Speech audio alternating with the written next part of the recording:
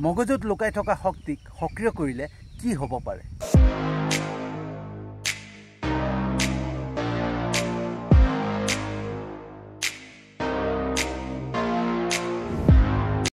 Good morning বন্ধুসকল, সুপ্ৰভাত। তো বন্ধুসকল, আমাৰ মগজুত ইমান ডাঙৰ শক্তি লুকাই আছে আমি গমেই নাপাওঁ। যি শক্তিক আমি সক্ৰিয় কৰিলে আমি যোনটো কাম কৰিব নোৱাৰোঁ বুলি ভাবিছিলোঁ সেই কামো কৰিব পাৰিম। যোনটো বিশ্বাসেই কৰা নাছিলোঁ যে এই কাম কৰিব পাৰিম, সেই তেনেকুৱা কামো কৰিব পাৰিম যদিহে আমাৰ মগজুক আমি সক্ৰিয় কৰি তোলোঁ। আমাৰ মগজুত ইমান শক্তি আছে, আমাৰ মগজুত ইমান শক্তি আছে বন্ধুসকল, যে এজন যুৱকক সন্ত্ৰাসবাদী বনাই দিব পাৰি। এজন যুৱকৰ শৰীৰত বোম বান্ধি তাক এনেকুৱা জেগাত পঠিয়াই দিয়া যায় যে সেই জেগা টুকুৰা ধ্বংস কৰিব, সিও মৰিব। চিন্তা কৰক, এজন যুৱকৰ মগজুক এনেকুৱাকৈ ট্ৰেইনিং দিয়ে, এনেকুৱাকৈ প্ৰগ্ৰেমিং কৰে, এনেকুৱাকৈ প্ৰশিক্ষণ দিয়ে যে যুৱকজনে মৰিবৰ কাৰণে প্ৰস্তুত হৈ যায়, নিজৰ জীৱন দিবৰ কাৰণে প্ৰস্তুত হৈ যায়। তেতিয়াহ'লে চিন্তা কৰক আমাৰ মগজুৰ কিমান শক্তি আছে, কিমান পাৱাৰ আছে। আৰু সেই শক্তিক, আমাৰ মগজুৰ সেই শক্তিক যদি আমি সঠিকভাৱে পজিটিভভাৱে আমি ব্যৱহাৰ কৰোঁ, তেতিয়াহ'লে চিন্তা কৰক আমি য'ত আছোঁ, যেনেকুৱা স্থিতিত আছোঁ, তাৰ পৰা আমাক কিমান আগলৈ লৈ যাব পাৰে, হয়নে? আমাৰ মগজু এটা ৱেপনৰ দৰে, এটা অস্ত্ৰৰ দৰে, কিন্তু আমি ব্যৱহাৰেই কৰিব নাজানিলোঁ। বন্ধুসকল, মই বহুত আগতে শুনিছিলোঁ যে এনেকুৱা এখন ঠাই আছে যি এই সংসাৰৰ আটাইতকৈ মূল্যৱান ঠাই, আৰু সেই ঠাইডোখৰ হৈছে শ্মশান। আৰু সেই শ্মশানতে এনেকুৱা বহুত মগজু পৰি আছে যাক ব্যৱহাৰেই নকৰিলে। সেই মগজুক যদি ব্যৱহাৰ কৰিলেহেঁতেন নহয়, এই সংসাৰখন সলনি কৰি দিব পৰা শক্তি আছিলে। কিন্তু সেই তেনেকুৱা মগজু শ্মশানত পৰি আছে যাক ব্যৱহাৰেই নকৰিলে। বন্ধুসকল, আমি ব্যৱহাৰেই কৰিব নাজানিলোঁ, আমাৰ মগজুক ব্যৱহাৰ কৰিবই নাজানিলোঁ। আমি আজি যি স্থিতিত আছোঁ, যি পৰিস্থিতিত আছোঁ, যেনেকৈ আছোঁ, ধনী হওঁ দুখীয়া হওঁ, আমি যেনেকৈ আমাৰ ব্ৰেইনক প্ৰগ্ৰেমিং কৰিলোঁ, যেনেকৈ আমি ট্ৰেইনিং দিলোঁ, যেনেকৈ প্ৰশিক্ষণ দিলোঁ নহয়, সেই অনুপাতে আমি আজি আছোঁ, হয়নে? বন্ধুসকল, আমি যেনেকৈ বস্তুবিলাক চিন্তা কৰিম, যেনেকৈ ভাবিম, যেনেকৈ কথাবিলাক আমি পাতিম, ঠিক আছে, সেই তেনেকৈ আমাৰ মেমৰিত ছেভ হয়। আমাৰ এই মগজুটো এটা মেমৰি হয়। যেনেকৈ মোবাইলত 64 GB 120 GB এনেকৈ মেমৰি থাকে ন, সেই তেনেকৈ আমাৰ মগজুটো এটা মেমৰি আছে। আৰু সেই মেমৰিত আমি যি চিন্তা কৰোঁ, যেনেকৈ ভাবোঁ, যেনেকৈ কথাবিলাক চিন্তা কৰোঁ নহয়, বেয়াই হওক ভাল হওক, সেইখিনি আমাৰ মেমৰিত ছেভ হয়। বন্ধুসকল, আমি সৰুতে আমাক ভয় খুৱাইছিলে, কিহক লৈ পেলাই? ভূতক লৈ, হয়নে? আমাক সৰুতেই ভয় খুৱাইছিলে যে এনেকৈ ভূত ওলালে এনেকৈ চুলি মেলি ভূত ওলায়, কিছুমান ডিঙি কটা ভূত ওলায়, হয়নে? কোনোবা বগা কাপোৰ পিন্ধি আহে, মম জ্বলাই আহে, হয়নে? ভৰিকেইটা উল্টা হয়, এনেকৈ কৈ পেলাই আমাক মানুহে কি কৰিছিলে, কিছুমানে আমাক ভয় খুৱাইছিলে সৰুতে। আৰু সেই যি সৰুতে ভয় খুৱাইছিলে নহয়, সেই ভয় ভাৱ আজিও আমাৰ আছে, হয়নে? আজিও আমি যেতিয়া সন্ধিয়া ওলাই যাওঁ নে, কিজানি ভূত ওলাব। ঘৰৰ পৰা ৰাতি যেতিয়া বাহিৰলৈ ওলাওঁ, কিজানি ক'ৰবাত ভূত চুত নোলাইতো, হয়নে? য'তেই আমি অকলে থাকোঁ নহয়, সদায় ভয় অনুভৱ কৰোঁ, ভূত ওলাব নেকি। কিয়? আমাক সৰুতে ভয় খুৱাইছিলে, হয়নে? আৰু সৰুতে ভয় খুৱাইছিলে, এতিয়াও সেই ভয় ভাৱ আছে। কোনটো ভয় ভাৱ? যোনটোৰ অস্তিত্বই নাই, হয়নে? বাস্তৱিকতাত কোনো অস্তিত্বই নাই, আমি ভূত দেখাই নাই। ভূতৰ আকৃতিনো কেনেকুৱা হয় সেইটোও নাজানো, ভূত আছেনে নাই সেইটোও নাজানো। তথাপিও মানুহে যে আমাক সৰুতে কৈছিলে, সেই সৰুতে কোৱা কথাষাৰ আজিও মনত আছে, আৰু আজিও ভয় কৰোঁ। কিহৰ কাৰণে? আমাৰ ব্ৰেইনৰ প্ৰগ্ৰেমিঙৰ বাবে, আমাৰ মগজুৰ প্ৰগ্ৰেমিঙৰ বাবে। মগজুত এনেকুৱাকৈ ট্ৰেইনিং দিছিলে, এনেকুৱাকৈ কৈছিলে যে এনেকৈ ভূত ওলায়, এনেকৈ ওলায়। সেই বস্তুটোক আমি লৈ ল'লোঁ, লৈ লোৱাৰ পিছত আমি আজিও সেই ভয় ভাৱ যোৱা নাই। আজি ডাঙৰ হ'লেও যদিও আমাক ভয় লাগে ভূতলৈ। তেতিয়াহ'লে চিন্তা কৰক আমাৰ মগজুৰ কিমান পাৱাৰ আছে, কিমান শক্তি আছে। যোনটো বস্তু সৰুতে কৈছিলে, যোনটো বস্তু সৰুতে আমাক ভয় খুৱাইছিলে, সেই বস্তু আজিও ভয় খাওঁ ভূতক লৈ। তেতিয়াহ'লে কিমান শক্তি থাকিব লাগিব আমাৰ মগজুত, চিন্তা কৰক।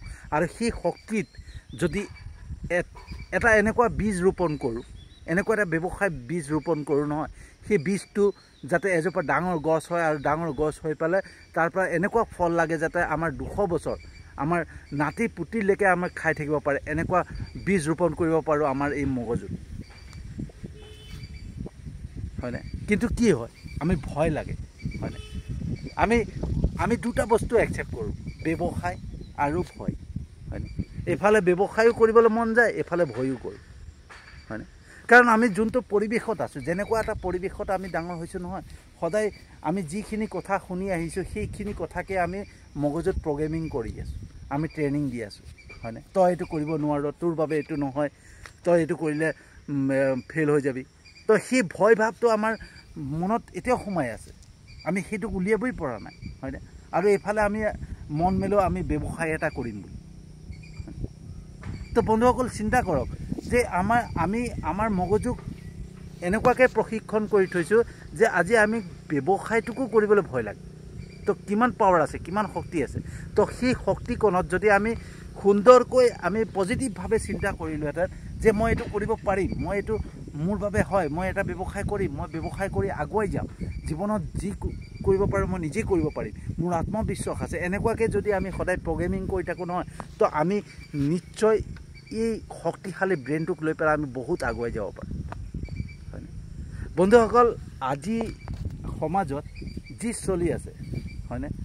আজি আমাৰ দেশত হওক, আমাৰ ৰাজ্যত হওক, যি চলি আছে, হয়নে?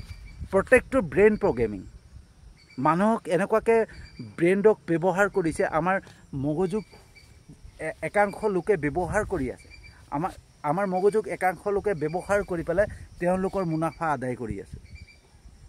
ৰাজনীতিবিদেই হওক, যোনেই নহওক, ব্যৱসায়ী লোকেই হওক, আমাৰ মগজুক এনেকৈ ব্ৰেইন প্ৰগ্ৰেমিং কৰি দিয়ে যে আমি তেওঁলোকৰ মতে পৰিচালিত হৈ যাওঁ, হয়নে? আজি ধৰ্মক লৈ হওক, জাতি লৈ হওক, যিহকে লৈ নহওক, আমি ইজনে সিজনক দেখিব নোৱাৰা হৈছোঁ, ইজনে সিজনৰ মাজত কাজিয়া লাগি আছে, কিন্তু আমাৰ একো বেনিফিট হোৱা নাই, আমাৰ একো প্ৰফিট হোৱা নাই। কিন্তু একাংশই আমাৰ মগজুক লৈ পেলাই, আমাৰ মগজুক এনেকুৱাকৈ প্ৰশিক্ষণ দি পেলাই, এনেকুৱা এটা আমাক প্ৰগ্ৰেমিং কৰি পেলাই তেওঁলোকে আমাৰ মগজুক ব্যৱহাৰ কৰি পেলাই তেওঁলোকৰ নিজৰ মুনাফা আদায় কৰি আছে। চিন্তা কৰক বন্ধুসকল, যদি আমাৰ মগজুক আমি ভালকৈ আমি প্ৰশিক্ষণ দি পেলাই, আমি মগজুক ভালকৈ চিন্তা কৰি পেলাই, আমাৰ নিজৰ বিবেক শক্তিক জগাই, আমাৰ নিজৰ বুদ্ধিক জগাই পেলাই আমি যদি আমাৰ মগজুক ভালকৈ সক্ৰিয় কৰি পেলাই নিজেই প্ৰশিক্ষণ দিব পাৰোঁ, ভাল পজিটিভ চিন্তা কৰি, হয়নে? আমি নিজৰ কথা চিন্তা কৰি নিজে কেনেকৈ জীৱনত আগুৱাই যাব পাৰোঁ সেই কথা চিন্তা কৰি পেলাই যদি আমি সদায় আমাৰ ব্ৰেইনটোক আমি নিজেই প্ৰগ্ৰেমিং কৰোঁ, তেতিয়াহ'লে আমি ক'ত পাই যাম চিন্তা কৰক। আমাৰ ব্ৰেইনটোক লৈ পেলাই, আমাৰ মগজুক লৈ পেলাই আনে ব্যৱহাৰ কৰি পেলাই, ৰাজনীতিবিদেই হওক, যোনেই নহওক, ঠিক আছে, আমাৰ ব্ৰেইনক লৈ পেলাই, আমাৰ মগজুক লৈ পেলাই আজি আমাৰ মগজুক এনেকুৱাকৈ প্ৰশিক্ষণ দিছে, এনেকুৱাকৈ আমাক প্ৰগ্ৰেমিং কৰিছে আমাৰ মগজুক, যে তেওঁলোকে নিজৰ মুনাফা আদায় কৰি আছে, নিজৰ জীৱনটোক নিজে গঢ়ি আছে, আৰু আমাক মানে কাজিয়া লগাই দিছে, ইজনে সিজনৰ লগত কাজিয়া লগাই দিছে। তো ব্ৰেইন প্ৰগ্ৰেমিং, ব্ৰেইন ট্ৰেইনিং কিমান খাতাৰনাক হ'ব পাৰে চিন্তা কৰক, কিমান ডেঞ্জাৰাছ হ'ব পাৰে। এটা ব্ৰেইনক প্ৰগ্ৰেমিং কৰি পেলাই কি কৰি দিব নোৱাৰি, হয়নে?